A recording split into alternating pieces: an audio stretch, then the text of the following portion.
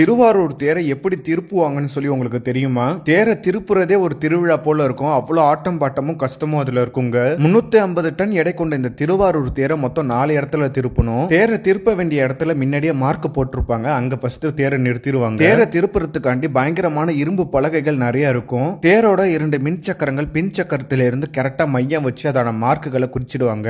Mark பண்ண இடத்துல கரெக்டா இரும்பு பலகையை போட்டுட்டு அதுக்கு மேலதான் தேரை திருப்புற போல பிளான் பண்ணுவாங்க. இதை செய்யறதுக்காண்டி அங்க நிறைய டீம் இருக்காங்க. இவங்க எல்லாருமே திருவாரூர் மண்காரங்க. ஒரு ஆன்மீகமான தேரை அறிவியல் முறைப்படி இங்க செய்யறத நீங்க பார்க்கலாம். இந்த திருவாரூர் தேரை கூட நிறைய பேர் பார்த்திருப்பீங்க. ஆனா இந்த காட்சியை யாருமே பார்த்திருக்க மாட்டீங்க. அதனால வீடியோ பார்க்கறவங்க எல்லாருக்குமே ஷேர் பண்ணி விடுங்க. தேர் இப்ப வலதுபுறமா தான் திரும்பி நிறுத்தணும். அதனால இடதுபுற மின் சக்கரத்திலையும் வலதுபுற மின் சக்கரத்திலையும் தான் இந்த பலகை போடுவாங்க. இந்த இரும்பு பலகைகளை அரைவட்டமா தான் வைப்பாங்க. ஒரு பலகை மீது இன்னொரு பலகை இருக்கணும். இதெல்லாம் கரெக்டா கண்காணித்து சரியா பண்ணணும். இல்லைன்னா கொஞ்சம் சொதப்பிடும். ஒவ்வொரு வளைவிலையும் அரை மணி நேரத்துல இருந்து 1 மணி நேரம் வரை இந்த வேலை செய்ய ஆகலாம். இப்ப பலகையை சரியா பண்ணிட்டாங்க. இப்ப தப்பு அடிச்சு அந்த பலகை மேல தேரை கரெக்டா நிறுத்தணும். தேரை இரும்பு பலகை மேல நிறுத்தி முட்டுக்கட்டை போட்டுட்டாங்க. இப்ப வடத்தை எல்லாம் வலது பக்கமா எடுத்துட்டு போகணும். இந்த திருவாரூர் வடம் மொத்தம் 4ங்க. ஒவ்வொரு வடத்திலையும் 500ல இருந்து 1000 மக்கள் தேர் இழுப்பாங்க.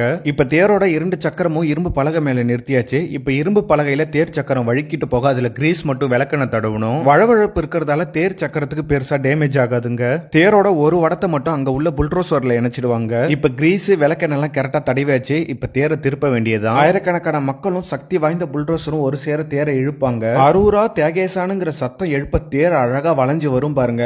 காண கண்கள் கோடி வேணுங்க. அவ்வளவு அழகா இருக்கும். தேர் கரெக்டா வளைஞ்ச உடனே சரியா முட்டுக்கட்டையை போட்டுடணும். இல்லைன்னா தேர் நகர்ந்துரும். தேர் வளைஞ்சு நின்னோடனே போடுவாங்க பாருங்க ஒரு ஆட்டம். ஆகா அவ்வளவு அழகா இருக்குங்க. தேர் சக்கரம் கிரீஸ் தடவுனா இரும்பு பலகை மீது எப்படி வழுக்கிட்டு வருதுங்கிறத நீங்க பாருங்க. தேரை திருப்பும் போது பின் சக்கரம் நகரவே கூடாது. அதனால இப்படி கஷ்டப்பட்டு முட்டுக்கட்டை போட்டு அதை நிறுத்தியே வைப்பாங்க.